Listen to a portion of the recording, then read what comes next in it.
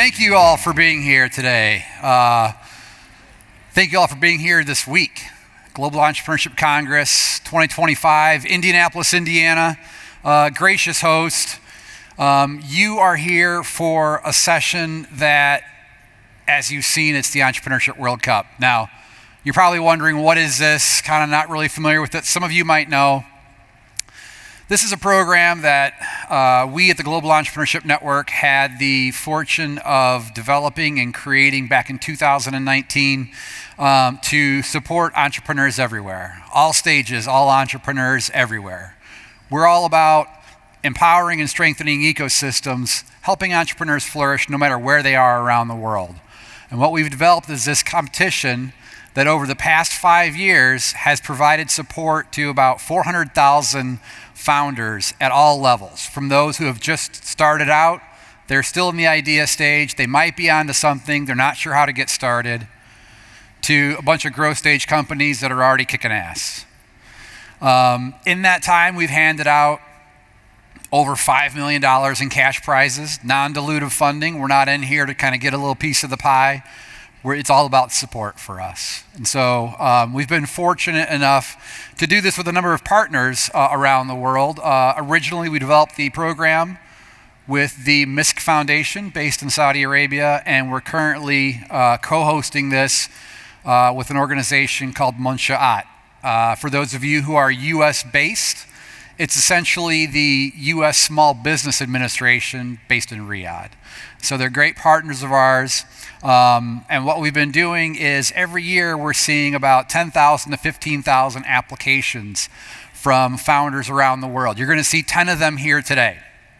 US startups in a showcase competing for who advances to the next round of the competition with a spot on the line for a trip to Riyadh in the global finals and a share of $1.5 million in cash prizes. So that's kind of the context here of what you're seeing. We've got some great judges that are here, so I'll quickly mention them by name, but I'm not going to kind of give you big backgrounds, but just a nice round of applause for Jeff Hoffman, chair of the board for the Global Entrepreneurship Network, serial entrepreneur himself, Rebecca Hwang, managing director from Kalei Ventures. Donna Harris, the founder and CEO of Builders and Backers. And David Cohen, who has graciously joined us from Techstars today. So thank you all for joining us and for using your experience and your expertise to take a look at some of these founders that we have. So without further ado, that's enough from me. We appreciate you all being here. We hope that you're going to be wowed. But I'm going to turn the stage over now to a colleague of mine, somebody I've had the pleasure of working with for about 18 years now, Ali Barrett. Some of you may have seen him moderating some of our earlier sessions, but he's going to guide you through this journey and guide you through these next 10 founders. So thank you all for being here. And Ali, I'm turning it over to you. Thank you, Mark. Very good to see you. Good afternoon, everybody. Oh, I feel like I'm on America's Got Talent. This is intimidating. Look at these. Welcome, everybody. Very nice to see you. Very conscious this is a truly global audience, so thank you for coming in. If you're catching up afterwards, come and join us at the Global Entrepreneurship Congress. It is world-class, and we're here to make connections. But you don't have to be here to do that, but it is great to be here. Isn't it great to be here in Indiana, everybody? Absolutely amazing. Mark has set the scene. Our brilliant participants won't be scoring goals today, but they will be scoring points with our judges. So just to recap, let's have a huge thank you and a round of applause. Did Mark ask you to stand up and face the crowd? Because we'd love that, actually. To David Cohen, to Donna Harris, to Rebecca Hwang, and to Jeff Hoffman, please be upstanding. Your judges, everybody. Well, you see, they're much friendlier. They're much friendlier than they could have been. I mean, here's how it's going to work. I've not got a whistle, but technically I'm trying to referee this showcase for the Entrepreneurship World Cup. I'm going to introduce a series of brilliant founders to you on stage. They'll take center stage. They'll get 3 minutes to pitch their business. And this is tough, right? You know how tough this is, not just to present, but to condense all of your work and your dreams and your ambitions into that 3 minutes. So we're behind them all the way. 3 minutes. They'll then just have a couple of minutes for some pithy questions or feedback, some really snap feedback from our 4 brilliant judges, who will then confer for a minute or so, and we'll introduce the next contestant, or the next player, shall we say. Does that sound reasonable, everybody? My one request, obviously, judges, we're very grateful to you for being here. My one request from our Gen family in the room, let's just keep that support going for them as we introduce them to the stage. So they've got the clock. I'm going to linger slightly off stage, but I'm thoroughly looking forward to hearing from each and every one of our entrepreneurs this afternoon. Where shall we start? Well, let's go right through it, and we will try our best to stick to time this afternoon. So before we begin, thank you for being here. Thank you to our judges. At the end of the session, they will confer one final time, and they will decide who their pitch of the day is. So there will, we believe, be one chosen at the end of this session. So thank you in advance, and eyes down for that. Please give a huge welcome to the stage our first company, Scouts.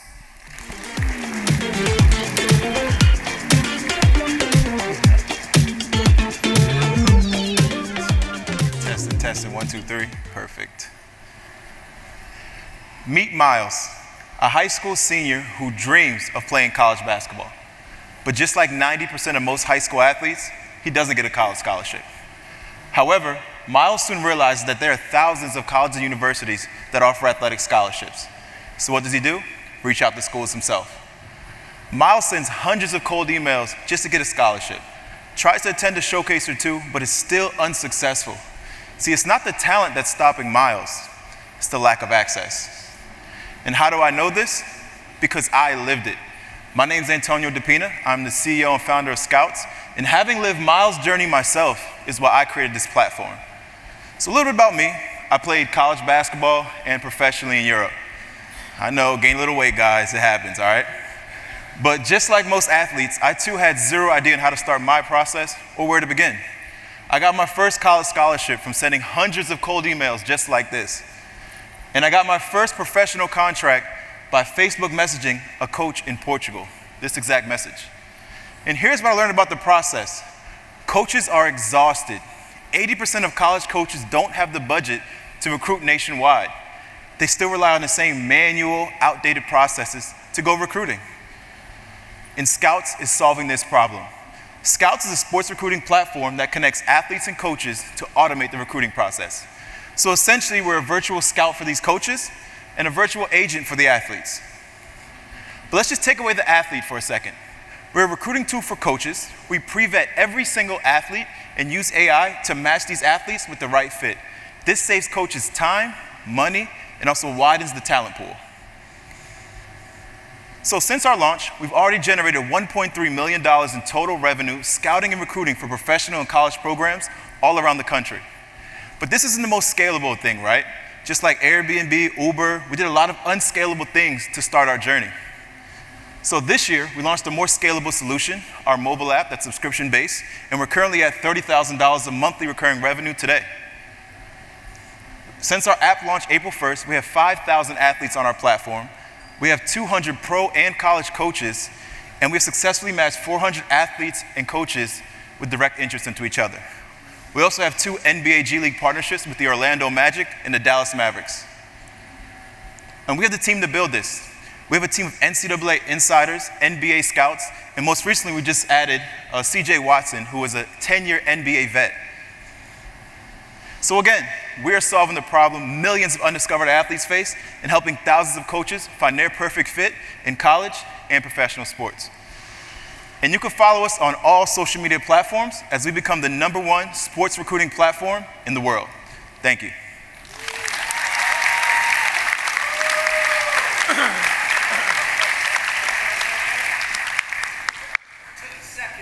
To the second on time. To the T. Thank you. 2 minutes, judges, and it may only just be a couple of questions, but over to you. Who will kick us off? Fire away. Anthony, where do the coaches on the players' end fit into this? Because I assume the colleges want to talk to their coaches as well. Yeah, we have a platform where high school coaches can actually be on the platform as well, where they can actually help represent the athletes. So, at certain periods in NCAA, there's called dead periods, where the athletes and the coaches cannot communicate from college. So that's where the high school athlete comes into play. So yeah, we have that as well.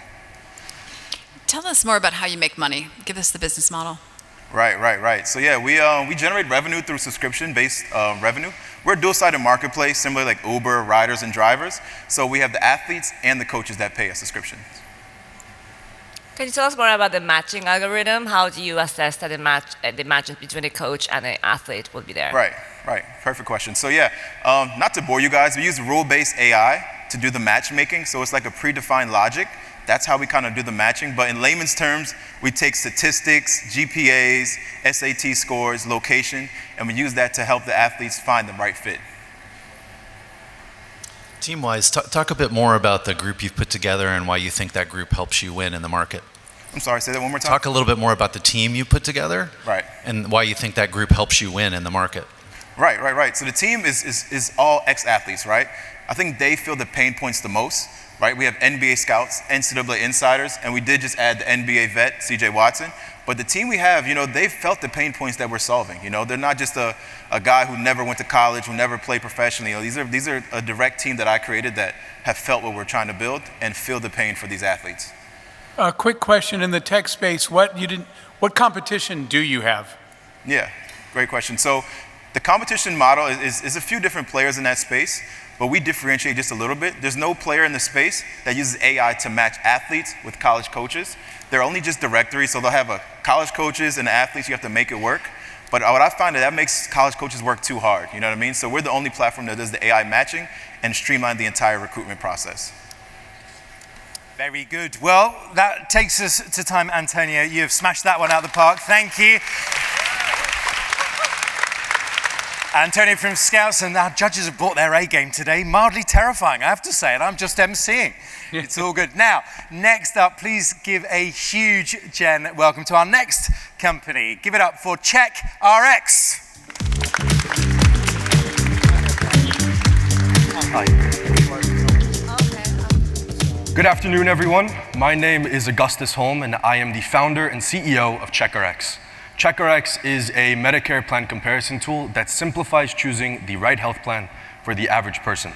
Medicare, in case you don't know, is the third largest government-funded program in the US and acts as health insurance for seniors age 65 and up, or anybody that's deaf and blind. The most common question I get is, why would I choose to build a company in an industry where I am constantly the youngest person in the room? Well, to answer that question, it always goes back to my family. I grew up in this industry. My entire family are Medicare agents, and when I was 13, I actually started working in it.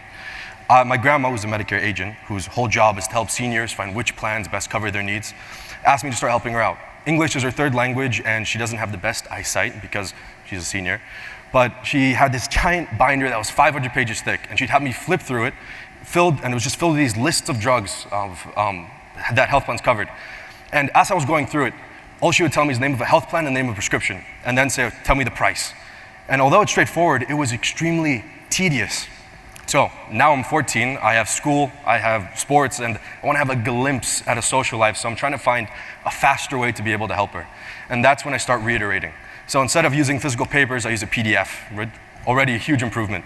But from PDF, I go to using Excel sheet to consolidate all the info, and then I need to update that, so I go ahead and build a web scraper to auto-update it. And I just kept on reiterating the process until eventually, I accidentally created the first prototype of what CheckRx is now. And I showed it to her. She showed it to my aunts and uncles who are Medicare agents. They showed it to their friends, more agents, and pretty soon I had over 40 people asking me, hey, can you build one for me? And my answer, ecstatically, of course, was no. No, I cannot build one for each of you, but maybe I can build one for all of you. And it took me 2 years to figure out how to do it, but as of the past couple months, we've been able to help individual seniors save thousands of dollars in healthcare costs, help Medicare agencies save thousands of hours in back-end work, and be able to hopefully prevent some premature deaths of people that didn't know they had access to these certain health benefits, unless they had used the platform. But all of that is kind of boring compared to what we've done most recently.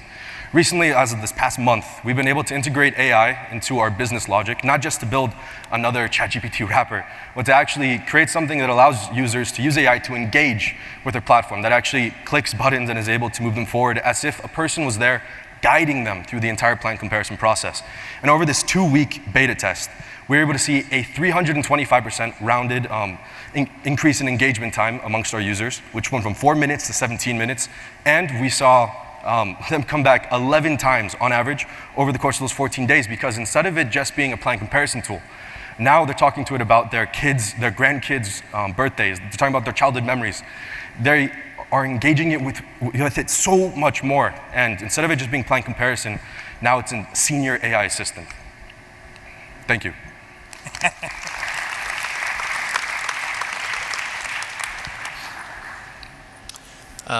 Tell us a little bit about the progress in the business itself. Yeah. Who's using it? What are they paying? Things like that. So our current business model, we're both B2B and B2C. So like I mentioned, we saved thousands of hours for agencies. That's our B2B side. We have a subscription model for our enterprise plan that's anywhere from $35 a month per agent to $55 a month per agent. And then we go ahead and charge agencies for how many agents they have to be able to use the plan comparison part, which automates a lot of their workflows.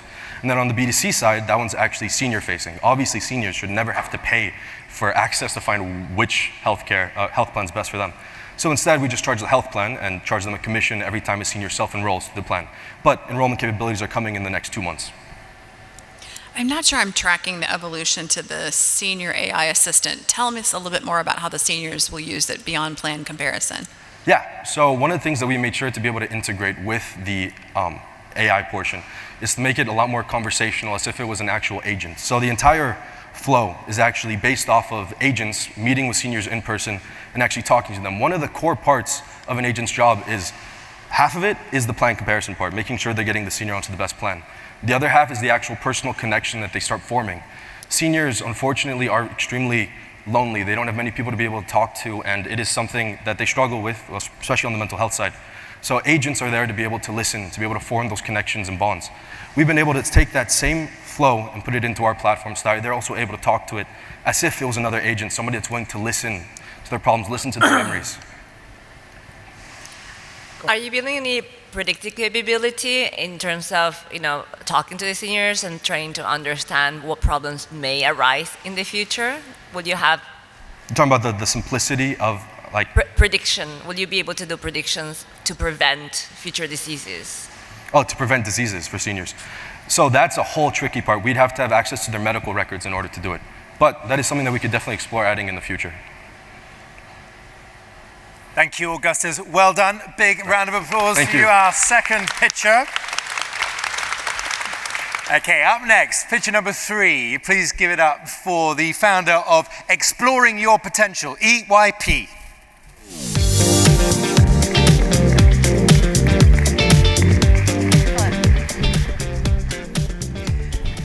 How lucky are we to be here at GEC? Meanwhile, 50% of young people on the outside don't know what to do with their lives. We're finding right now that 50% of kids coming out of college and 75% of kids in high school have no idea what they want to do. They're unprepared to make career decisions. The International Labor Office just came out with new data also showing that 20% of young people across the globe are considered NEET, not in education, not in training, and not in employment, meaning they are sitting out. I understand indecision. I was 18 when I was crying at the Career Center office at Boston University saying I didn't want to be a manager while I was studying in the School of Management. So I fully understand this feeling of hopelessness and fear. Ever since, I actually got to cry on this gentleman's sweater vest, if you remember the sweater vests in college. And he said, honey, it's okay, you can be an entrepreneur. And that phrase stuck with me for the rest of my life. I spent over 20 years working to help young people connect with opportunity in the world, and traveled over 2 million miles building entrepreneurial ecosystems, writing books, speaking at conferences and colleges. And everything that I heard was about the challenges that they were having. Kids would wait online for up to 4 hours to talk to me, whether I was in El Salvador or Peru or even Harvard. And what I found was that we needed to give them better solutions. Everything that we built this company around was answering this question, what's next? That was what every question was about. And we have gone through a path of very deliberate building and learning and co-creating this product to make sure that we could meet the market where it needed to be met as we've gone into educational institutions. Exploring your potential is setting out to set a new standard in how we train young people for work. We were very disappointed with the education that was being given to young people about where they could go and what they could do. And so we built an online learning platform to build at scale a program that could be very intimate and individual for the students, but also scalable for the institutions that needed to serve them. We've tried to build a very elegant solution that is a blended learning model, so it's used by students, also in classrooms, and we service primarily business schools. We started with business schools and then expanded to vocational education and K-12 schools. So the most exciting thing that came out recently, education is a slow-moving industry, as you can imagine. They really want data and efficacy behind everything that they do. So we were really excited to work with one of the leading evidence-as-a-service companies in our field. It took 5 years to get this data, but we proved that students who take our course, even just a quarter of the solution, they got higher grades the entire time they were in school. The other thing that came out, which we had no idea would happen, was that the average student completed 6 more credits. So what that means to an educator is that we're actually not a cost center, we're a revenue driver for our clients. That's a message we haven't even gotten really out to the world yet, to be frank. But on average, our students or schools pay about $95 per course, and then and we're getting up to $240 right now as we're elevating the value. But that's a 9x return at least for the colleges. So now when the education industry is in a state of crisis, our value proposition is going through the roof. Now, Jennifer, to be fair, I'm going to ask you to wrap up almost immediately in fairness to your other contestants. Oh, sorry, apologies. That's all right. Why don't you give us your final 10 seconds shot? So we've raised $680,000 in capital, generated $2.4 million. We're about to raise $2.8 million. We're considered a seed plus investment right now. We'll go to Series A in the next 24 months and expect a value return to investors of 5 to 10%, or 5 to 10%, sorry. Thank you, Jennifer. Sorry. All right, so I get the need for it. I still don't know what I want to be when I grow up. But can you describe in another level of detail the output? What is the product? What do I get at the end of using the product? So after 6, 12, 24 hours of work in our course, we have 70 to 80% increases in confidence, clarity, focus. 87%, Ashish talked about self-efficacy. 87% of our kids say that they feel confident in their own potential. So they are confident and clear. 90% of students at Texas A&M are saying that they know exactly what they want to do after our course. So explain the business model a little more clearly for us. We're a SaaS model. We do B2B to C. So we sell into institutions. They pay either a license fee or on a per student basis. And then sometimes they pass the cost on to students as a materials fee. And when you say it's 95 to 240 a course, yeah. Is that a reusable course, or is that every time that someone uses it, they pay that? It's they pay every year. So you've had thousands of courses that these organizations have purchased already, it sounds yes, like. Got yes. And the schools are starting to scaffold it across all 4 years, so we're getting 4 years out of each student. Thanks. How are you updating your material? We are at a time when really nobody knows what's going to happen in the market, especially in terms of employability. So what is your strategy on having the most updated and current information and content for the students? Great question, thank you. We've trained 50,000 students across 50 universities so far, or 50 campuses so far, and we're constantly iterating. We're also generating 50 to 200 data points per student and asking reflective questions after every lesson to find out what they like and what they don't like. Now with AI and this investment, we're going to optimize the program and make it as fast as possible, make it as customizable as possible, and we're always co-creating with our partners.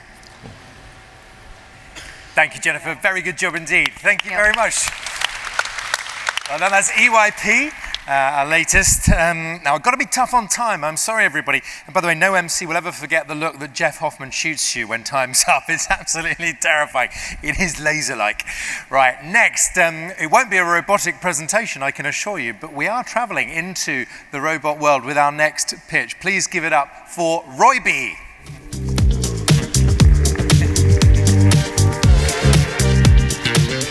Everyone, I'm Elna Seraf, founder and CEO of Roibi, and this is the Roibi robot.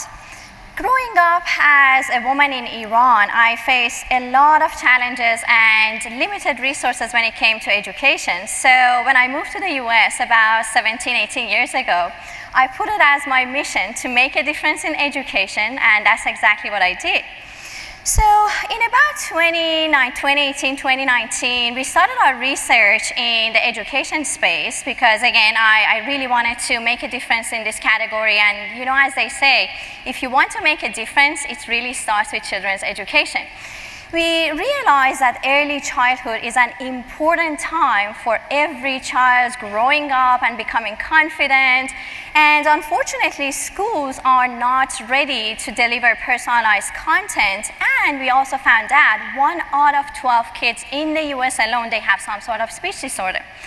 So we created our first generation product, Roibi Robot, as you see it here. It's an AI-powered educational robot for kids that teaches them different languages. We have French, Spanish, Chinese, and we also have over 1,000 STEM lessons.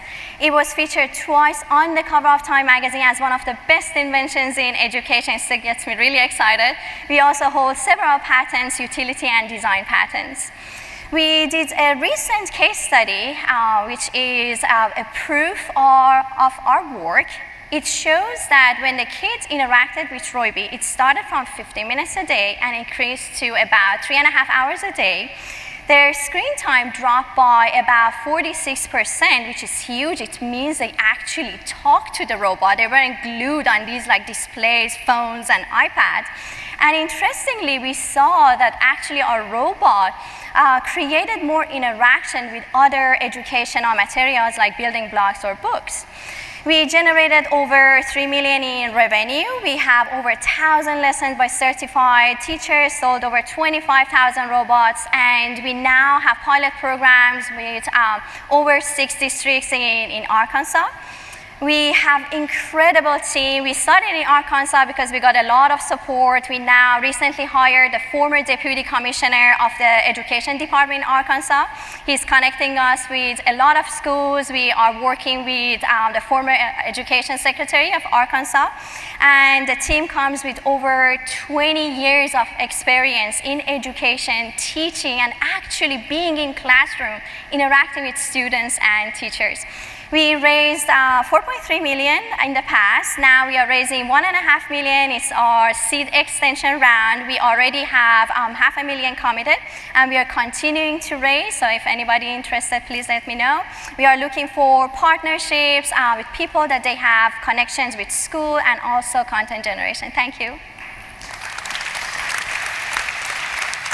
Well done, Elnas. Can you share the cost structure for the device? How much does it cost to the consumer? How much does it cost you to manufacture it? Where is it manufactured?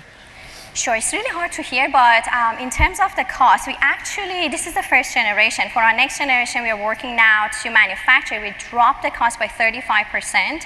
So it costs us about $32 to create this product, which is really low, and it has high processing power. We are going to connect a lot of AI and ML components. We currently manufacture it in China, but I'm sure you're going to ask about tariffs. We don't actually pay tariffs because we use a very special code. It's for educational devices for children, which is tariff-free. We've never actually paid for tariff. I can discuss that privately if needed. And how much is it for the consumer? The consumer is $150. For schools, we have a different model. We actually give this almost at cost, but we charge them a licensing fee, annual basis, plus administration fee. Tell us a little bit about the team. So our team is consists of about 11 people full-time, and we have 6 people part-time. They've worked in companies like Apple and a large organization like our lead, hardware lead. He's currently in China. He wrote software and worked with manufacturing companies like Foxconn. As I mentioned, for our content, we have several advisors and teachers that work with us. And our education strategist is former Deputy Commissioner of the Arkansas Education Department, helping us with connections. So the core thing that people are buying the product for is what? Can you repeat the What is the core thing that people are buying the product to do for them? So the core value is to help them with communication skills, because at early age, a lot of children have problem with learning and communication. So that has been a huge use case, and when we piloted with schools, so far they've been using it for language learning, especially that there are a lot of English learners in many states, including California, Arkansas, that it has been used by them for teaching English. Very good. Well, alas, we're just out of time, but Elnas, thank you very much indeed. Big round of applause. Very good questions, judges. Thank you. Up to our next presenter. If you've just joined us, it's our Entrepreneurship World Cup showcase here at the GEC. Please join me in giving a big welcome to the stage our next presenter from Sky Blue Analytics.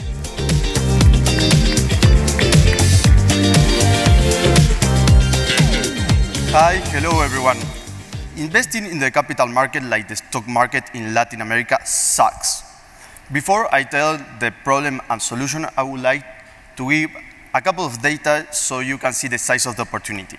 In the last 15 years, more than 150 million people in Latin America have been banked. This means that they have access to the credit, but only 7% of the population have access to the capital market compared to the 55% in the United States. Also, a younger population is increasingly accessing the capital market for first time, but only 10% of brokers and banks have their own investment platform. Investment infrastructure is broken, outdated, and 20 years behind the United States. Financial institutions lack the technology to provide a modern experience or even access to the capital market. This is because the API infrastructure is fragmented. You have the APIs from brokers and banks, the APIs from the local market, and the APIs from the US equity market. Sky Blue Analytics solved this with a unique layer of integration. We have white-label solutions already in market. We have white-label investment platform, robo-advisor, and wealth platform for consolidation. Hi, my name is Sebastian Musso. I'm the CEO and co-founder of Sky Blue Analytics. Martin is my CTO. We both study in the same university, and we are the team with capital market and technology background to solve this problem. We are also backed by Techstars and other great acceleration programs. We also have incredible advisors, like in 3 continents. I want to highlight Chris Crosby, that is the general manager from TradingView. TradingView is one of the biggest fintechs companies and one of the most valuable companies or the most valuable company in Techstars portfolio. Latin America is a blue ocean for investment tech and wealth tech solution. None of our competitors and also benchmark that I am showing have local presence. We are currently charging like a SaaS business model, but right now we are taking the licenses in the United States so we can start charging basically per transaction. As we know, in emerging economies, transaction costs are extremely high compared to the United States. We have customers in Colombia, Peru, and Argentina, and we recently received investment from the biggest CVC in the capital market in Latin America. So we are going to expand rapidly with 60+ brokers just in Argentina for this year. We have been bootstrapping since 2022. Last year we did $228,000, and we are going to reach more than $750K this year. We are raising $1 million, already 40% deployed, to get new people, but most important, to rapidly grow. Thank you very much, and reach the next frontier of investment technology with us. Thank you.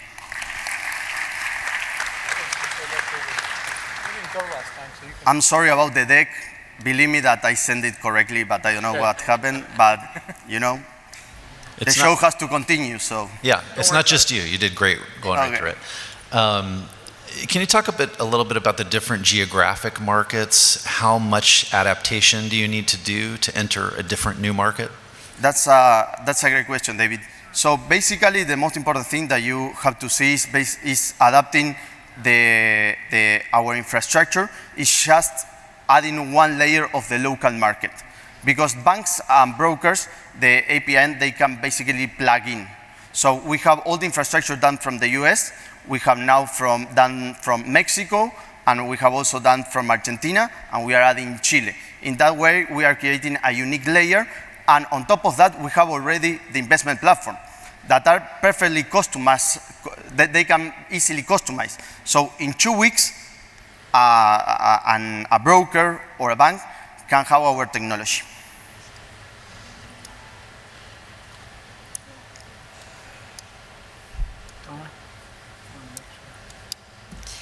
How are you going to translate that business model that you have? It sounds like you have 228K by having subscriptions to companies, but you're going to move it to transaction-based. So, how is that going to happen? Yes, so basically we are currently charging to financial institutions. We are a B2B model. Basically our ICP are financial institutional brokers and banks that need to modernize really fast, and we have that technology. And right now we are taking the licenses in the US so we can charge per transaction. Something that happens in emerging economies is that the cost per transaction is extremely high. Like buying shares or fixed income in Latin America can cost $20, $30 per transaction. In the US, that's zero, literally, okay? So it's zero or a couple of cents. So we are taking the licenses, so in Latin America, we can start charging, per transaction, and which is going to be a much bigger business for us. Well, thank you very much to all of you, and hope you have a great event. Bye. Good job, Sebastian. Thank you very much. That's Blue Sky Analytics as the judges scribble furiously on their notes. Why don't we check in with our judges, actually? Rebecca, what are you making of the show so far? Great presenters, very international. Some ideas we've heard before. This is not the first time, but a couple of new takes on those ideas. Good. No, thank you. And thank you for keeping us on our toes. By the way, Jeff, should have asked this at the start. Who gets to win today? Is it the best pitch? Is it the company you think has best potential? Is it a bit of both? Just help us imagine it. It's a bit of all of the above, but it's really the idea that's going to scale and deliver value. Right. And by the way, David, you've seen, like some of our judges, but especially in your seat, thousands and thousands of pitches. What do you think the secret sauce is to a great pitch that stays in the mind? I think it inspires you and it makes you believe. Those are the two things. As an investor, I just have to get over the hurdle of I believe in the inevitability of the success of this founder. Yeah, the train is leaving the station, get on board. Yep. Love that. And Donna, you've given lots of pitches yourself. How do you psych yourself up when you're in the pitching seat?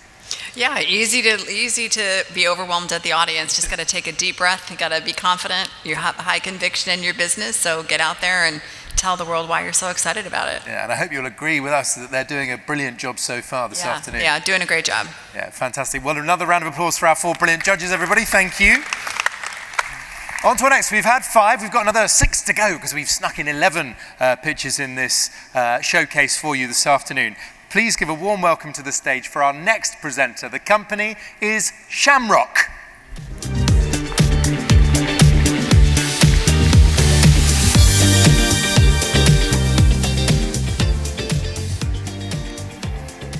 The education to industry gap is vast. When we factor in COVID-era learning loss, that education gap is even larger, with significant talent leaks that disable businesses from hiring talent. I saw this as myself as a parent, watching my kids cheat their way through high school during COVID. And I told my son, hey, at some point you gotta get out of my house. So let's make sure you have the tools you need to be successful. That led to him being a mechanical engineer intern at the US Army Corps of Engineers as a senior in high school. My son is currently a junior at Mississippi State University and will graduate college with 7 years of job experience. And I thought, as a software engineer at the time, just finished my degree in sociology, What if I could do this for everybody else's kid? My name is Sheffy Robinson. I am a certified workforce development professional. I am currently completing my doctoral dissertation on clinical sociology at the intersection of economic and workforce development. And I got a team of folks that could help me across industrial organizational psychology and education to produce Shamrock, a project-based workforce development platform that helps high school students upskill their career prospects and their career competencies so they can qualify for internships and apprenticeships before they graduate. If this is timed correctly, a student can complete a 2-year apprenticeship program at the exact same time they complete their high school diploma. This is an AI-powered situation where we're using agentic AI to help scale them through the workforce development process. This involves us using Holland's theory for interest-based assessments. We don't use aptitude because we feel like students are more likely to address a situation when they're interested in it. We are targeting the high school market of the United States as a $54 billion market. Our current business model is student access, where we help them either create a portfolio of projects that they've completed so they can increase their resumes, as well as prepare them for apprenticeships and even into college. We are a registered apprenticeship program with the U.S. Department of Labor and an approved vendor at Georgia, in the state of Georgia and South Carolina for education vouchers. Our next phase of our business model is when we're going B2B and B2G, where we're now looking at labor market analytics and how that applies to different stakeholders across workforce development. Our go-to-market strategy is reaching students directly. We go to the high schools, we go to their parents. We talk to businesses through chambers of commerce and other business consortium. Across our competitive landscape, we're the only ones approaching workforce development where we're actually trying to connect the student with the business, not just connecting them with concepts to say that they have completed something. We're actually wanting to get students into real jobs before they graduate high school. To date, we have been funded by the National Science Foundation in a Phase 1 SBIR, and we are preparing for our Phase 2, as well as being funded by Google for Startups and a host of other accolades to reach where we are today with about 2,000 students on platform. The best investment for us right now is to help us figure out the go-to-market strategy for our B2B. So for founders, companies in the audience, book a meeting with us so we can help deploy an internship with you. Thank you very much. Thanks, Sheffy. That was great, thanks. Can you just tell us a little bit more about how the students use the product? What specifically are they doing and accomplishing? Yes, so the product has different projects that they can complete that are relevant to specific use cases for a business. So if it's a small business that is potentially looking to increase their go-to-market strategy or build a marketing funnel, the student projects relate to that. They have additional courses that are built on the platform too, so if they complete a project, our AI will score that project and then say, okay, hey, here's a course that you can take within the system that can help you do better on this project. Once they submit those projects, we score the project again with an actual human person, and then that student can now add that to their resume as something that they've completed to grow their portfolio. Are these projects coming from the employers? The projects can come from the employers. We do have some native projects on platform that are agnostic, but they are all industry relevant. Is it hard to find those clients, the apprenticeship providers, and how would you solve for that limitation? Yes, there's been a lot of education needed, because what we've heard from a lot of folks is, can a high school student do this? Absolutely. I always use the example of LeBron James. He was recruited out of high school to be where he is today.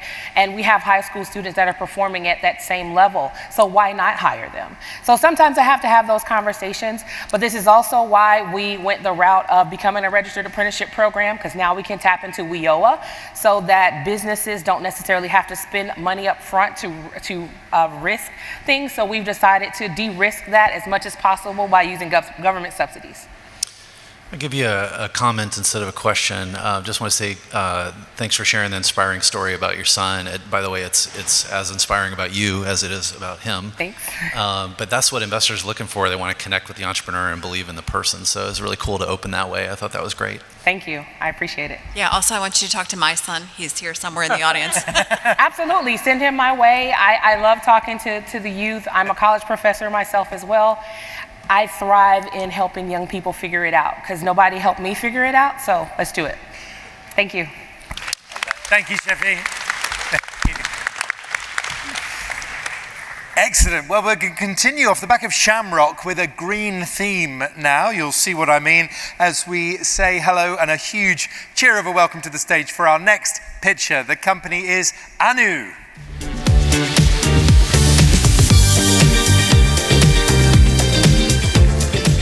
Good afternoon. My name is Scott Massey, the co-founder of Anu. We help organizations prescribe pure produce and choose food as medicine.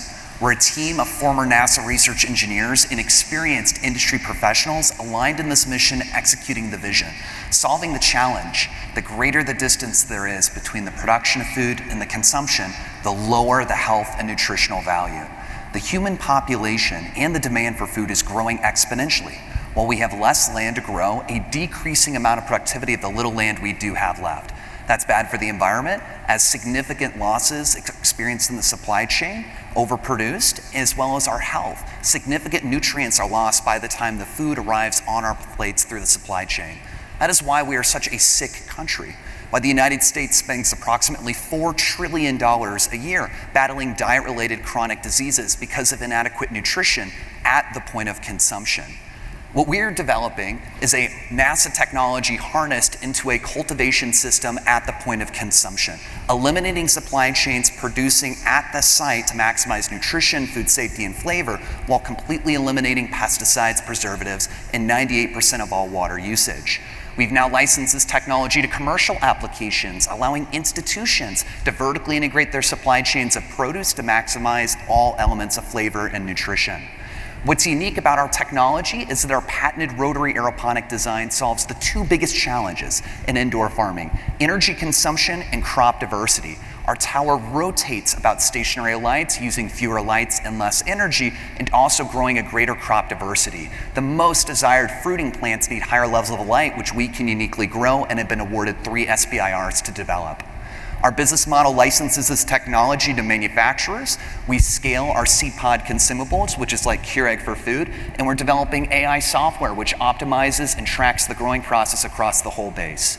Our current market focuses are on healthcare and education institutions, nurturing the mind and body.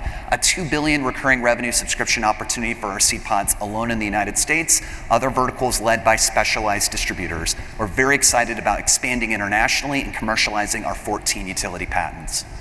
We've already sold to the University of Evansville, rapidly expanding to address nutrition insecurity here in the state of Indiana. We're also working with the second largest hospital network, Hancock Health, here in Indiana, that through their lifestyle medicine program of implementing modest physical activity and produce prescriptions alone to the patient, have been able to treat and in many cases outright reverse diet-related chronic diseases that currently cost our state billions and our nation trillions. This aligns very strongly with our mission of improving nutrition access and aiding the health and wellness for all. Thank you very much, and I look forward to answering any questions that you might have. So talk about the traction again. How much food have you produced and where? Just give us an idea of how far along you are in proving this. So we've generated just about $1 million in revenue in the past year, focusing on institutional buyers of our technology. They're not just looking at it as a commodity production of 5,000 tons of 5 tons of vegetables produced annually in one container, the footprint of a shipping container parking space, but they're actually measuring these outcomes in health-related disease reversals. Can you just speak to? Oh, sorry. Go ahead. Oh, please. No, I'm curious about your results on the diabetes 2 reversal. Could you talk more about that study? Yes, so that is through our healthcare partner who actually implements the produce prescription through their wellness plan.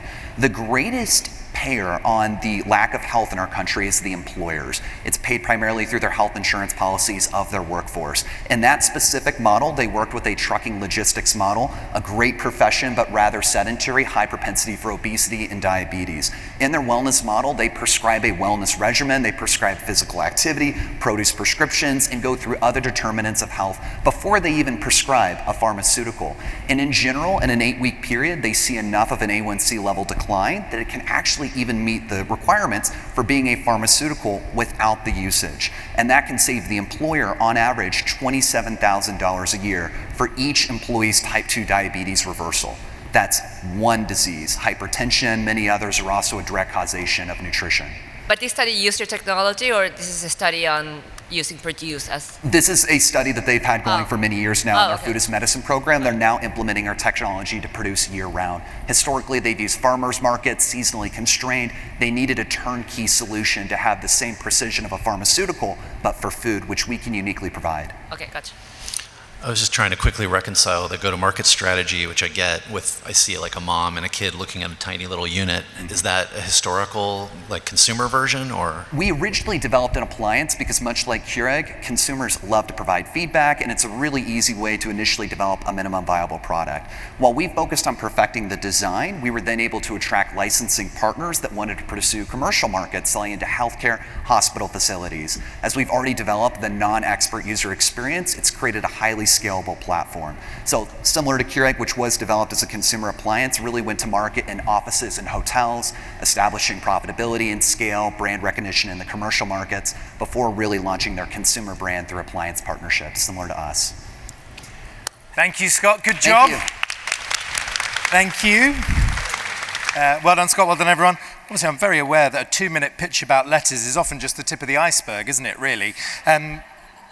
So with that in mind, if you were judging, even the judges are shaking their heads, even if you were judging, who would be in the winning seat so far? That's a question, because we think there will only be one winner at this afternoon's showcase. We've heard so far from CheckRx, from EYP, Exploring Your Potential, from Roybe, from Sky Blue Analytics, from Shamrock, and just then, Leafy Greens, always eat your greens, from Anu.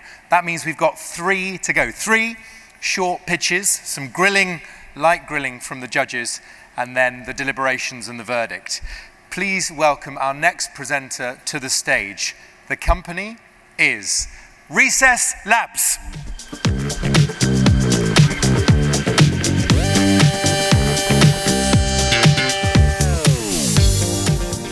Hi everyone, my name is Kels and I am the co-founder of Recess. And I'm going to just go through a really quick story of how we have supported 3,000 frontline professionals so far. This is me about a decade ago, and I know I look completely different, but this was after I completed my graduate studies in psychology, and my first job in my home country, Trinidad and Tobago, was to create a program for kids whose parents died of gun violence. Day in, day out, hearing these really traumatic stories from these kids eventually burnt me out. So burnt out, in fact, that I left the field of psychology for good, and I got into tech entrepreneurship. But the truth is, this is not just me. This is a huge problem, a $55 billion problem. The reality is that turnover related to burnout in frontline professionals is 2 times higher than any other industry. And it's worse because it's exacerbated by the shortage of professionals that we expect to see by the year 2030. But what's underlying this, it's not just workload or stress, it's actually trauma, secondary trauma. So with these professions, people are moving from a state of rest and digest to fight or flight. So how are we solving this? We can't just meditate or think our way from biology. Recess is the first AI-powered repair for frontline trauma. So let me just set the stage real fast. On one side, we have independent practices like meditation, breathwork, mindfulness, and so forth, accessible, but it's not clinically valid. On the next side, there is therapist one-on-one care, deep clinical work, which is expensive, inaccessible. Recess is just in the middle of that. We have a clinically valid product, but it's completely self-paced and scalable. So Recess is the AI-powered workforce trauma relief. On average, the amount of time persons seek relief or get relief is 3 months, but with recess, we bring that down to 10 minutes. An 18 to 52% improvement in just one session. We're going to market as an employee benefit for health and human services workforces, and this is healthcare, education, first responders, law enforcement, persons who are in the front line of work. And we're going to market as a per employee per year price, scaling from 120 right down to 24, which is how we're going to get to 100 million in ARR. Our team is unmatched with lived experience, but startup experience as well. My co-founder and CTO is a published neuroscientist who studied treatment-resistant depression before transitioning into software engineering. And Matt, our chief psychology officer, similar story to mine. After graduating from Columbia, he completely burnt out because he worked in Rikers Island prison and went back home to Michigan. And myself, an exited founder, but a psychologist again, kind of. We have some customers, we need more, we have some partners. So anyone in the audience that is interested in partnering with us to support our mission, to support 1 million care heroes by the year 2030, I'd ask you to come and chat with me after. We believe that we need to make care work a vocation and not a sacrifice. Thank you. Good. Tell us about your 5 customers. Yeah, so currently our 5 customers are actually in behavioral health, residential care facilities, but we're in later stage conversations with some hospital systems that we intend to close within the next few months. But currently we're going to market in behavioral health because they understand the problem, and we recognize that within behavioral health, especially residential and community mental health, there's just a huge and dire need within that space, and they understand the technology, which is the trauma-informed technology that we are building. And are they paying that $96 price point? The first 2 customers, no. We had a cheaper rate, and then as we went to market, then the other 3 are paying the $96. When you talk about the secondary traumas, there's, you mentioned gun violence, be way over here on one end of the spectrum. How far the other direction does it go? What is the beginning of this sort of market segment that you're trying to reach in terms of the trauma they experience? Yeah, so secondary trauma is anyone that works in populations that could absorb the trauma from the populations that they work with. So for example, teachers, believe it or not, experience secondary trauma, especially those who work in like inner city communities. We look at healthcare, persons who working in emergency health, so it ranges from education straight down to law enforcement. But secondary trauma is basically the nervous system response when you absorb trauma from persons that you work with, so it's not your primary trauma. There are a lot of competitors in the market, maybe not specialized to the secondary trauma subject. Could you tell us what are some of the features that are unique to your program? Yeah, so the reason that we're focusing on this problem, which is secondary trauma, there are a lot of solutions within the space in mental health, but the reality is the issue of secondary trauma is what is driving the rate of burnout within this particular industry. So our approach and our solution uses a trauma therapeutic that we have digitized and personalized so that it's more accessible to persons. So we utilize a therapeutic called, it's based on a therapeutic called EMDR, and we've made it self-paced using technology to make it more accessible. So to answer your question, it's really about the technology that we're utilizing. Very good. Thank you, Kels. Thank you. Very good job indeed. Thank you very much. Okay, everybody, we have just 2 pitches remaining in this World Cup showcase this afternoon. 2 to go. This next one has another brilliant name and solving an equally challenging series of issues. Please welcome to the stage Pig Pug Health.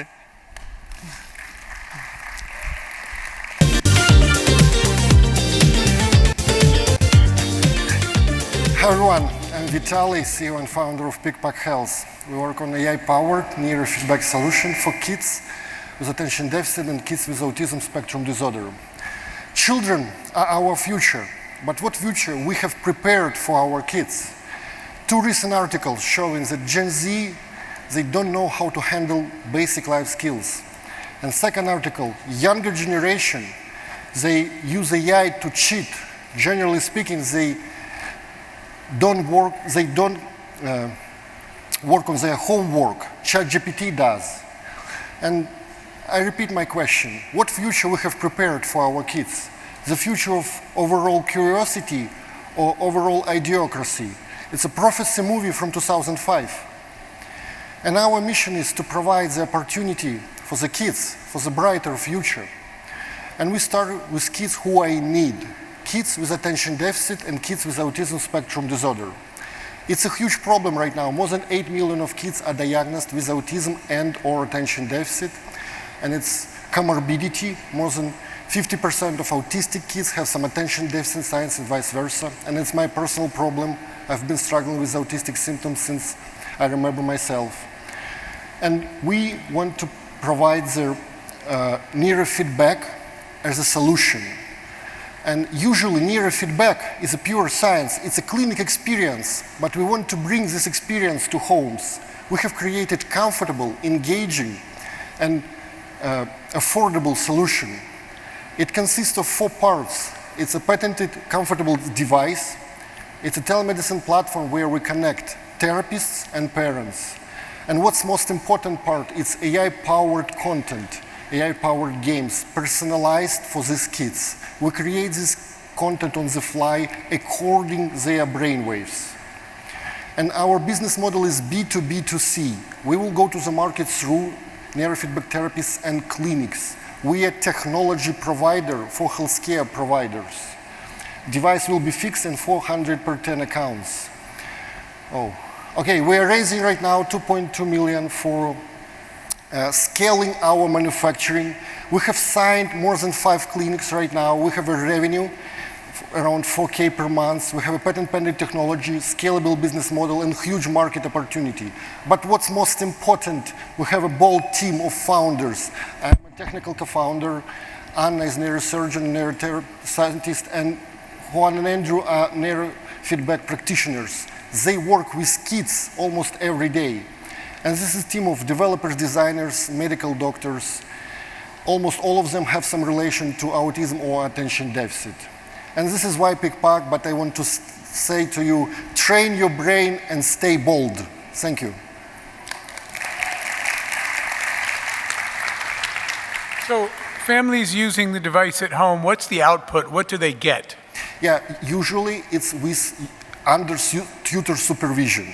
Let's imagine mom from Iowa right now can hire in commas the neurofeedback practitioner from New York. The output is to enhance autistic symptoms. We have a special protocol for nonverbal kids, so every kid will be provided personalized care according to their brainwaves. It's a pure science, we just make it affordable and comfortable. So your business model includes hardware, yes, teleservices, yes, and content. Help yes. us understand how you handle all 3 of those things as an enterprise, and how do you package that and price that? Yeah, like a telehealth, it's easy to do. What's most important is the device, and right now we are manufacturing, and we decided to manufacture in the United States, but our key feature is the content. And we use generative AI to create this content on the fly. And because Andrew and Hwang, our co-founders, they have like 30 years of experience, we wrap our prompts are very, very unique according to the kids' needs. So this is our key feature, to provide this content which will unlock the brain potential and to rewire their brains. So the economics, what does somebody pay? We don't touch insurance questions. We're technology provider for healthcare providers. But we will charge for the device, the price of the device will be fixed, and 400 per 10 accounts, and clinics will pay to us. Is there something special about the device you're manufacturing? Because you're not using one that exists already. Yeah, we don't use, we intentionally created for kids with autism. It took 3 years to create the form factor that kids with autism allow us to put on their head. It's a special material, special color, special dry active electrodes. Got it. It's form factor, not the actual. Form factor and special zones electrodes, yes, a lot of science. Thanks. Jeff, any more questions? No? Not yet. Thank you very much indeed. Thank you, judges. Thank you. Thank you, Vitaly. That's Pig Pug Health. So just to recap, especially if you weren't here right at the top, the Entrepreneurship World Cup, over 15,000 applications, whittle down to 250, of which 100 will go through to that global final in Riyadh in November this year for a chance to share in a prize pot of over $1 million. And of course, all of the connectivity and connections that goes with being in that final group as well. So that's what we're witnessing, and at least one of our pitches this afternoon, we hope maybe more, but certainly one will go through into that sort of next round, as it were. Our final pitcher coming to the stage deserves a great round of applause. Never easy going first, never easy going last. So why don't we give it up for Mavity.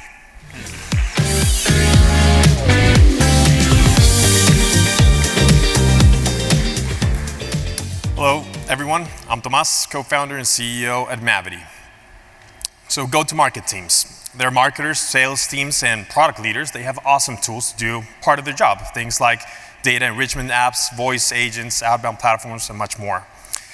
But when it comes to building and designing the right assets and materials for these campaigns, they still depend on traditional agencies, on outdated workflows, and tools that are exclusively built for creatives. You see, the creative process today is broken and fragmented. You start with a creative brief. You have to fill out a ton of documents, back and forth and calls. Then you decide how to project manage the project. There's hundreds of project management tools like Trello, Asana, Jira, Excel, but nothing specifically built for the creative process. And then execution tools. We depended a lot on Illustrator, Photoshop, all the way to Canva, Figma, even ChatGPT. But they're specifically for creatives. This has generated a lot of burnout and frustration in the industry for our go-to-market teams. That's not me, by the way, but I felt that way.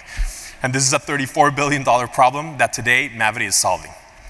We remove the complexity to create on your own while streamlining collaboration among teams and stakeholders. And here's how it works. You start by building an account for free. You start building your workspace. You add the brand. In this case, Slack.com is going to import everything like fonts, font families, logos, etc. And in this case, the go-to-market team at Slack will launch Slack Connect 2.0. Mavity automatically understands that. It creates a brief, a comprehensive brief with specific series of tasks, and then it creates assets that are associated to each one of these tasks. Now, in the back end, Mavity, what it's doing is orchestrating a series of interconnected assets that are talking to each other. A landing page with a one-pager with a website. Now, each one of these assets has its own series of tools that are able to precisely build quickly and iterate quickly. In this case, we're seeing the builder. It generates UI very seamlessly and efficiently in just a number of seconds. It understands the context of your brand and the product launch that you're doing in order to collaborate effectively. So we just took one single brief and converted it into a system of adapted, interconnected assets. And they're all dynamically informed by collaborators, by CRM data, and the brand. Now, if there's a need or a change that the team needs to do in the asset, you only change it once, and then it automatically deploys and adapts every single asset for your product launch or for your entire campaign. Now, since we launched after being part of Techstars, we've grown 300% year over year last year, and we're on track to generate about $2 million for ARR in the next 9 to 12 months. It's easy to start with Mavity. You start for free, and as your team and your needs continue to scale, we scale with you, just like the hundreds of companies that have used Mavity till today. There's several different types of creative or designer-friendly tools, but at the same time, GTM teams are thinking about how to communicate effectively, and that's where Mavity really excels. We make it easy for them, and now for us, the team that we're building, we're the right team to do it. With one exit under our belt, we've had the opportunity to build AI systems for Royal Caribbean, for Newsela, and also being able to work with brands like Universal Music, Microsoft, and Qualcomm.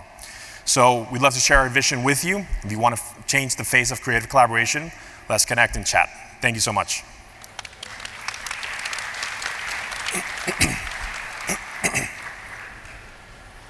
First of all, I want to buy your shirt so we can talk afterwards.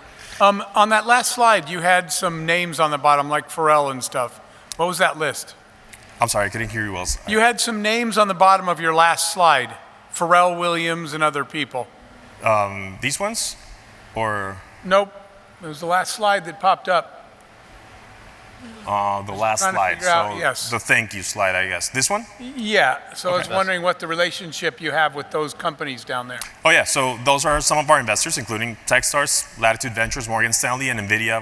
We're part of the Inception program where we were able to use some of their programs and products in order to scale our AI capabilities. So they're investors, but not actually product users. Latitude Ventures is a product user. Techstars and some Techstars companies are using Mavity as well today, yep. What's your sweet spot? Who's your ideal customer? B2B tech-enabled companies. So perhaps B2B companies like accounting, that they have some sort of tech enablement or tech like service in the back end. That's kind of like the sweet spot right now, especially as we scale and move up market. That's kind of where we're finding our sweet spot. This is a very crowded market. Do you have a go-to-market strategy that puts you at an advantage when it comes to accessing clients? And what is the advantage? Pricing, user interface, your team?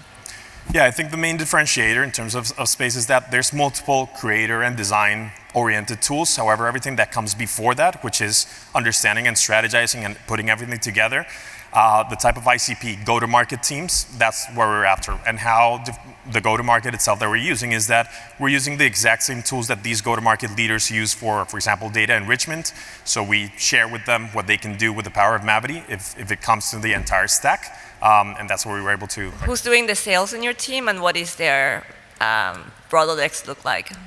Yeah, so we have a head of sales and partnerships.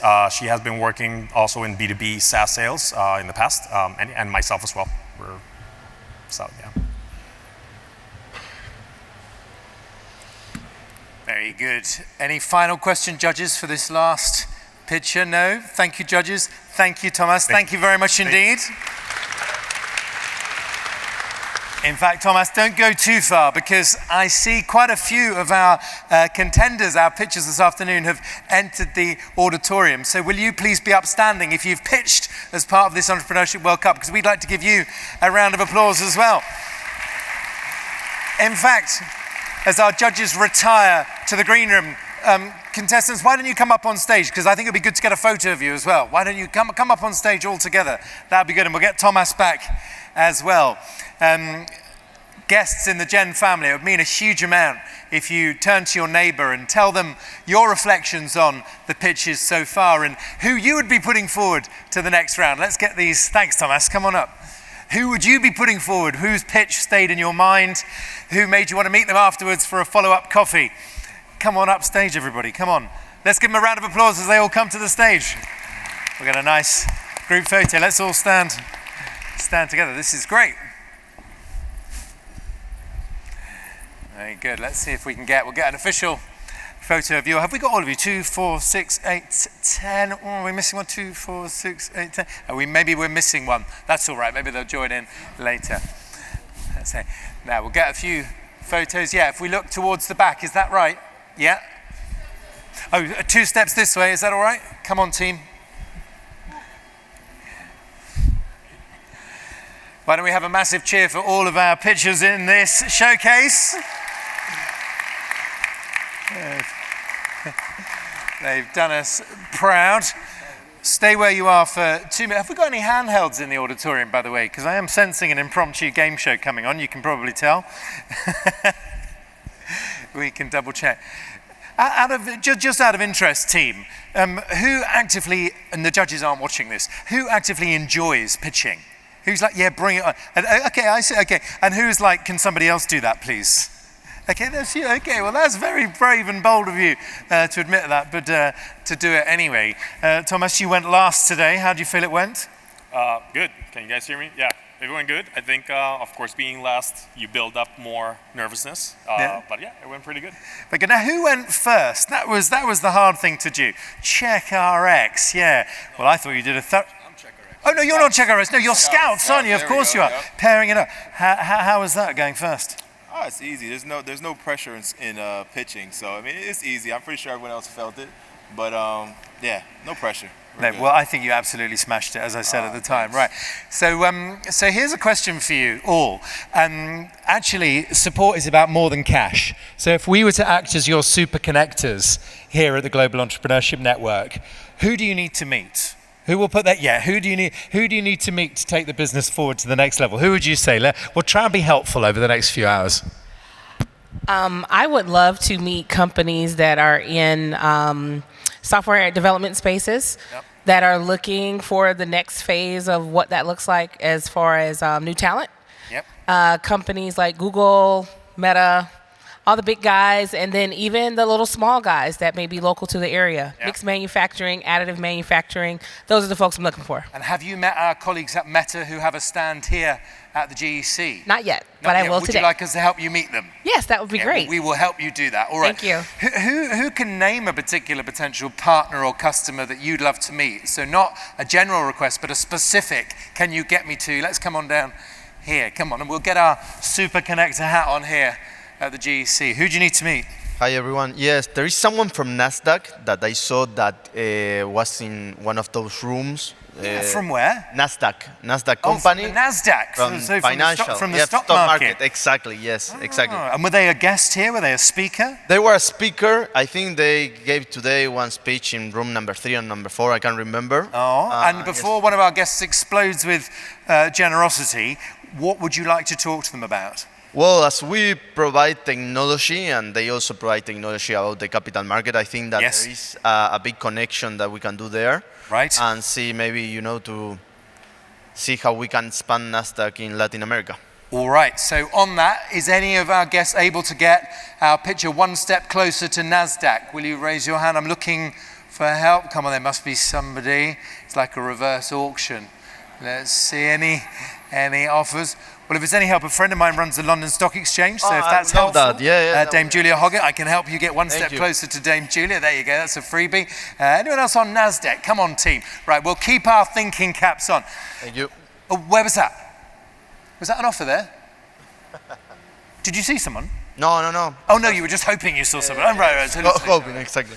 All right, we'll keep our thinking caps on about NASDAQ. The stock, I hope, will rise. Have you got a request? Here we go. Go on. Yes, I want to personally meet Mark Cuban. I expected him in jury today. Yes. But as I understood, he will be here tomorrow. Well, no? You're absolutely right. He will be here tomorrow. Are you able to stay till tomorrow? Of course. Of course.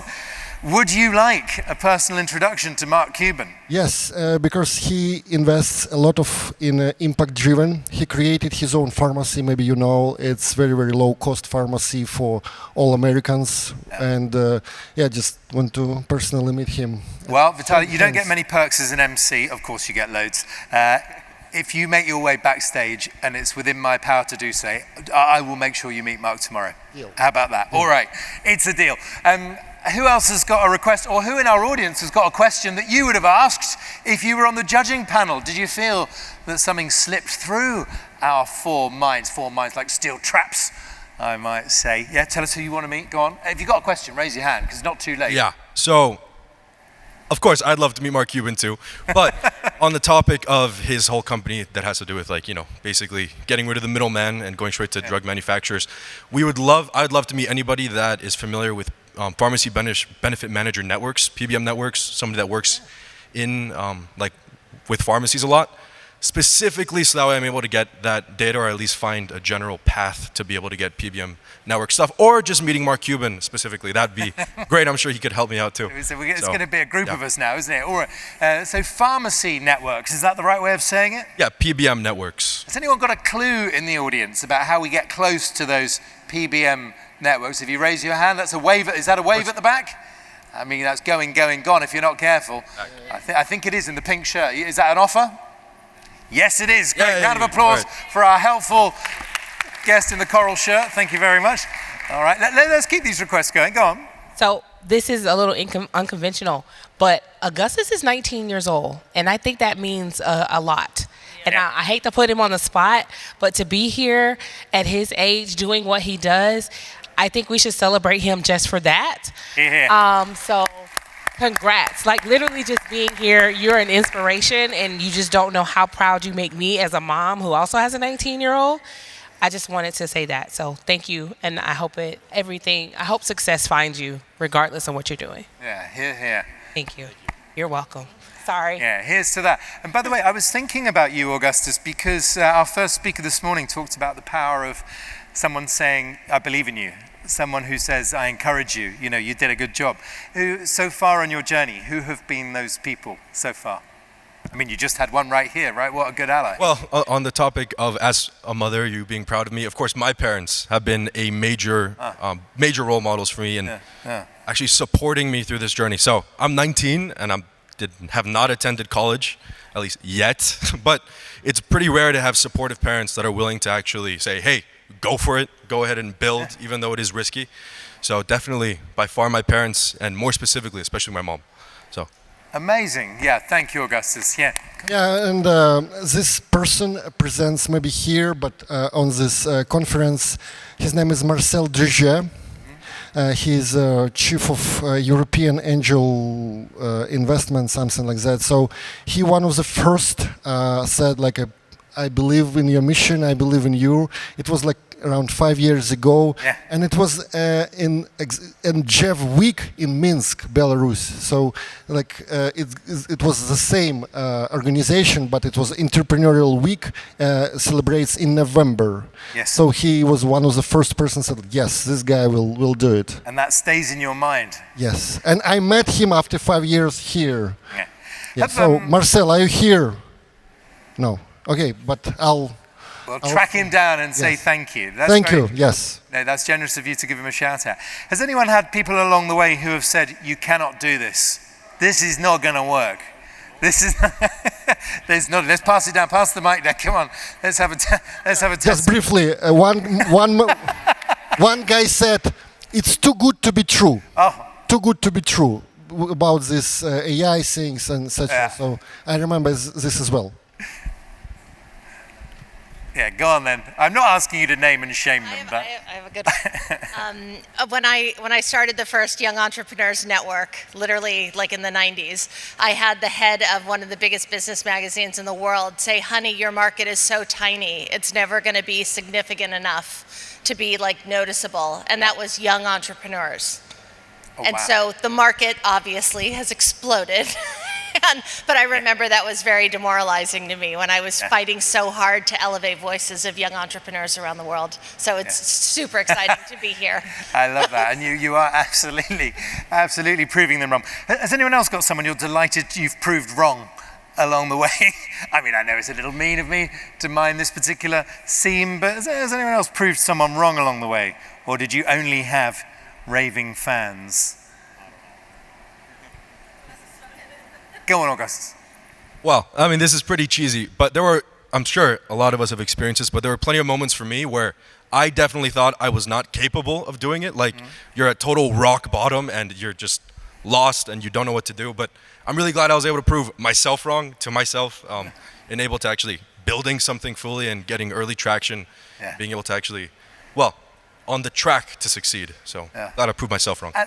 And you absolutely are doing it. How do you do that? How do you, because we all have rough days, right? Do you have any techniques? How do you pick yourself up a bit? I think the number one thing that helped me the most was, regardless of what I believe about myself, it's continuing to progress and take one step in front of the other, regardless of what I might think about myself. So it's kind of the same thing to anything when something's really difficult to do. Just as long as you're making progress, you're on the right track. Yeah.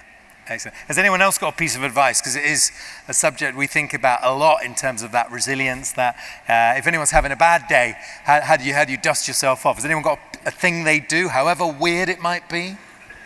Stick to the mission. When you fall in love with a problem, the mission is always more important than how you feel that day. Because it's not about you. You're not solving a problem for yourself. You're solving a problem for your customer. Yeah.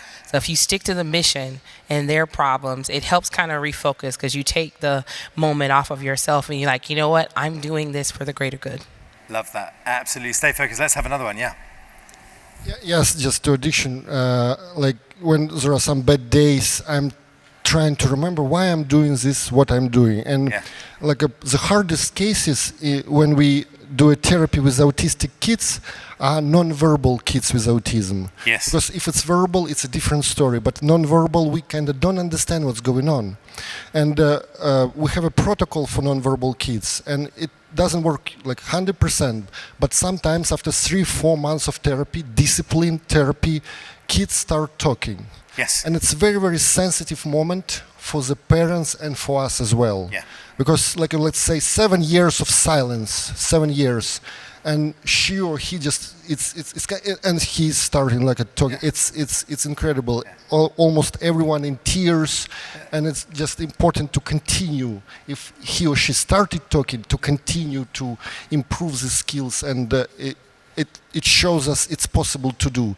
Even if it's impossible, it's possible. I mean, it is an unbelievable thought to have changed a life in that way. So thank you, and kudos to what you're doing. Is almost unimaginable, but very powerful. And well, our judges, I think, are almost there with their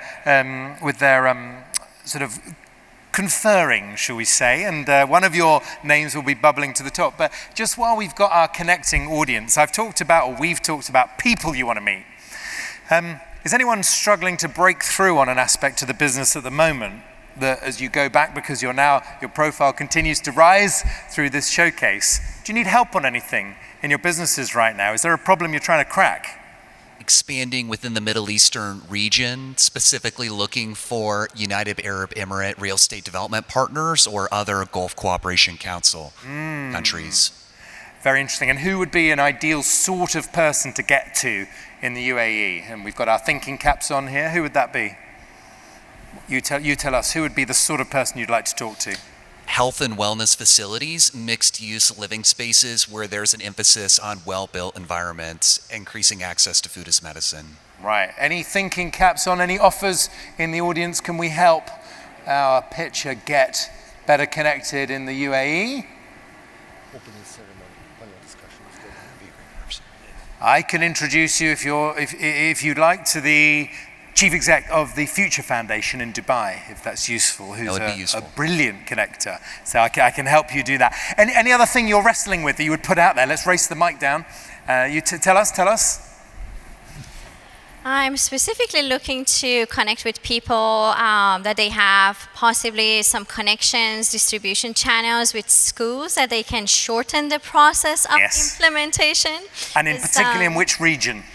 Well, in the US, but right now we're focusing the central region, being at first in Arkansas, and maybe any connections in the America's heartland, if anybody, and specifically maybe some co-ops connection. Okay, so can anyone help us think through connecting to US-based schools? Will you raise your hand? Have a look around. We want some helpfulness on that. Hand up there. That's a kind offer in the front row. We'll pick that up afterwards. Right, final one, because our judges are back in their spots. David Cohen, please. I'd love to connect with anyone who's working on the data and the science behind youth elevation of upward economic mobility, or about the science of motivation, or about elevating youth voice. I know Rebecca's, I think, was talking about a study earlier. We have great data that I would love to merge and help elevate. Really interesting. Well, I know if there's any offer on that, we will come and see you after this showcase. Now, I want to keep you all there. Thank you, that's kind. I want to keep you all there just to ask our audience to give you a final round of applause. Thank you. But stay where you are, because our judges are back in their position. And of course, I want to hear the punchline of your deliberations. But before that, judges, if I may, maybe just a snippet of feedback from each of you about what you've made of this afternoon's showcase and any reflections. I don't know whether you have, but I'd love to hear each of your voices. I know that the summary may fall to one of you in particular, but why don't we hear from all of you a snippet for our contestants? David, go ahead. I have no microphone. Share. My microphone was stolen while I left. Sorry, David, we nicked it. But that's okay. I have this one. I just thought all of you did a great job explaining. I mean, 3 minutes? That's crazy, right? And you're doing some complicated things that are, lots going on. And I thought you did a good job of doing it succinctly and getting the main messages across. So good stuff. Yeah. Thank you, David. Donna. Yeah, I would add to that, I really enjoyed how much you each personalized the story of your business, why this business for you. Your journey is so tied to the thing that you're passionate about, and that came through in all of your presentations, and you all did a really great job. I did love the engaging nature of each one of your presentations. If I were to give you advice on what to improve, I think the next 6 to 12 months, the most important feature that we are looking for is why customers really love you and love you more than any other of your competitors. It's getting really crowded, especially in the AI space. So make that super clear, like who loves you and why. And I'll just end by saying that when you don't need to spend a lot of time on the problem you're solving. We get that really fast. And in fact, if we don't, you're already out of it, right? We get that fast, so the immediate question we're asking is, what makes you different than everybody else in the space? Yeah. You guys don't know how often we hear people say, we're the only people doing this. You're not. So assume that we're wondering what makes you different than other people in your space, and get to that answer quickly, because that separates you. Thank you, Jeff. Thank you, everyone. Can we have another round of applause for our judges? Now, Jeff, I only turn to you as chair of the board of Gen, so in my mind, you are the chair. How would we like to reveal your conclusions this afternoon? Is that on you, or are we going to welcome a colleague back to our stage? Mark is going to come back up and do that. We've shared all of our discussions and decisions with Mark. Brilliant. That is incredibly kind. Well, I was half-minded for the Oscars shot of most of you looking disappointed, but I'm not going to put you through that. What I am going to do is we'll take a final shot, if you'd like to, of I think all but one of our contenders, and we'll say a huge thank you, but we will give you the pleasure of sitting in the front or the second row as you listen to the final. But wait. Oh, go on then, Jeff. You don't agree. Overruled. About them looking disappointed? Not in a million years. There are thousands of people who are not on this stage, and you are. So you have nothing ever to be disappointed at. You are so right. That is completely right, Jeff. Yeah, so here's to you. Thank you for doing amazing pitches. Thank you for being so generous with what you're doing and what you're looking for as well. You are absolutely right to say, Jeff, you are all absolute winners to be at this stage, and we pledge to help you on the rest of your journey. Thank you very much indeed, each and every one of you. Thank you. Right. So as they leave the stage, let's welcome back the one and only, waiting in the wings, Mark Marich. Mark's in the back. Hello, Mark. Ali. I'm going to leave you to it in a second, Mark, but you were sitting in the green room tuned into every word of that, I think. I was watching a lot of those pitches, and just again, I know you just given them a round of applause, but thank you to our 10 finalists here for joining us today and pitching here on the stage. It's not easy, but we, to Jeff's point, to Ali's point, we had hundreds of applicants that were here and wanted to be here today, and these were the top 10. We're so excited to have them here. It was a tough decision. You probably hear that a lot, right? A lot of these pitch competitions, man, it was a really tough choice. We debated, we deliberated, we kind of asked each other questions. Sure, there was an initial scoring while everything was going on here, but there's a clock happening and it's a little bit stressful, and you think you hear one thing, you think you see another thing on the screen.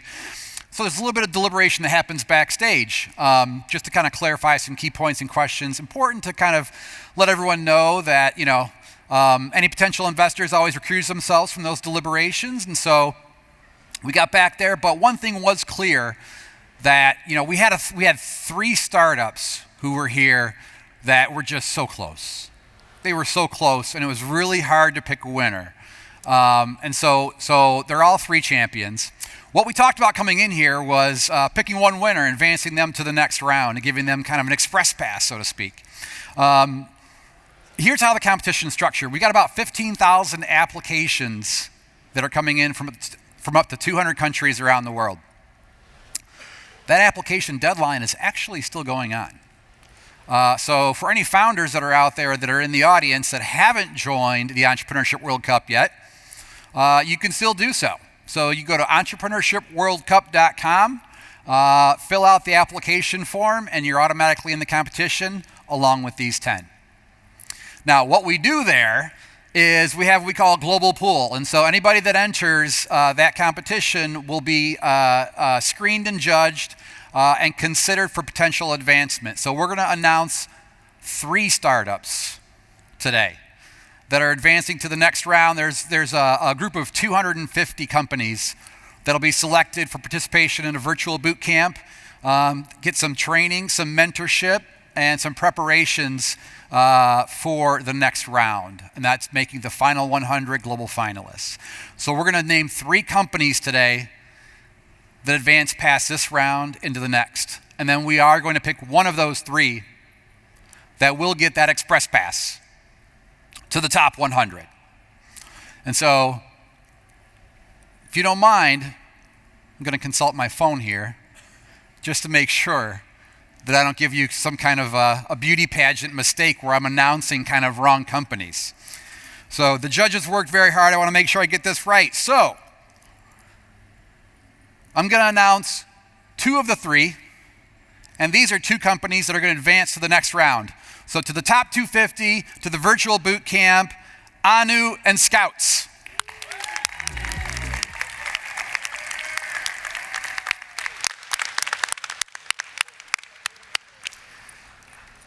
For our Express Pass winner, the top startup today, pitching on the stage, congratulations, Mavity.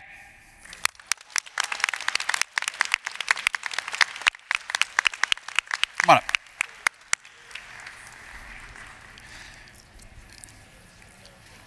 With the funky shirt. Well done, sir. Thank you so much. Dave, thank you so much. I appreciate it, and all you guys. I think we've got a mic here. You can kind of give a few words. Hey, thank you so much. I was definitely not expecting that. As Ollie was asking, like, what are the things that sometimes you're actually thinking about yourself that are against you? And I think, Augustus, you were saying that sometimes it's yourself. You're like self-sabotaging yourself all the time. But it's really good to be here, and I appreciate your feedback, your questions. I'm honored to be next to you guys as well. Keep building, keep believing in yourself, of course. And yeah, see you out there. So thank you so much. It's an honor. The shirt helped. All right, thank you. Shirt. Thank Congratulations. You. Thank you. All right, so thank you all for being here. Just personal shout out to my colleague, Mossab Al-Sali. Just raise your hand. I know you didn't want to come up on stage, but Mossab, thank you very much. He's joining us here from Riyadh. Our partners at Moonshot, this wouldn't be possible without them. So thank you for all that you do on behalf of this competition and for entrepreneurs around the world. Thank you. Thank you all for being here. We appreciate you. And I believe we have an announcement on stage here in a couple of minutes. Maybe we don't. Maybe we don't. And that's okay. I was going to ask you about that, actually, Mark, because the 2 things to say is, firstly, congratulations again to our winners. But I think we should just put our hands together again for all of our 10 pitchers this afternoon. I thought they were so excellent. And if nothing else, we hope we've magnetized you further for great connections and conversations. My 2 questions for you, Mark Marich, were number 1, well, by the way, thank you for doing this. Of course. Number 1, we are going to make a series of announcements this afternoon. Would you like to make them now or fairly shortly? We'll do fairly shortly. Yeah, we'll do fairly shortly, because I think what we're going to do is we've got the rest of our program that's going to continue, but because I know that we'll have a little segue where we'll pick up conversations and connections with our contestants, but also to thank our judges, why don't we just take a 5-minute break? We'll be back on this stage with a conversation which starts from community investment to global impact. We'll be back in 5 minutes' time. Let me say a final thank you to our judges, to our pitchers, and most of all to you, our fantastic Gen family audience. Thank you very much. Thanks, Mark. Thank you. Thanks.